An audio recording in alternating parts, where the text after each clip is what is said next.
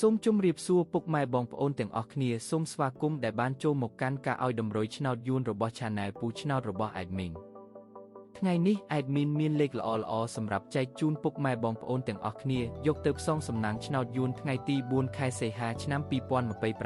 2026 Admin មានលេខតូចនិងលេខធំសម្រាប់ចែកជូនពុកម៉ែបងប្អូនទាំងអស់គ្នាដោយមិនគិតថ្លៃនោះទេ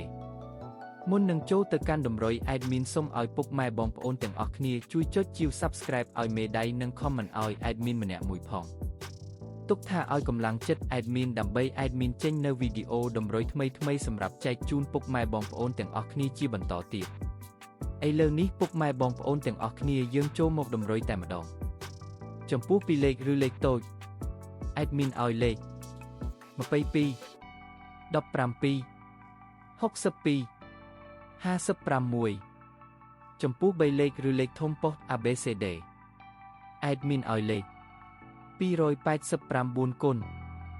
និង465គុណឬឯលេខអូសខ្ទង់ Admin ក៏ឲ្យដូចគ្នា Admin ឲ្យអូសលេខ60អូសនិង50អូស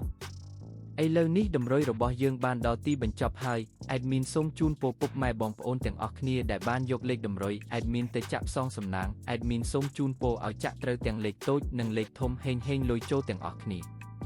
ជួបគ្នាថ្ងៃស្អែកជាមួយ Admin និងតម្រុយថ្មីជាបន្តទៀតសូមជម្រាបលា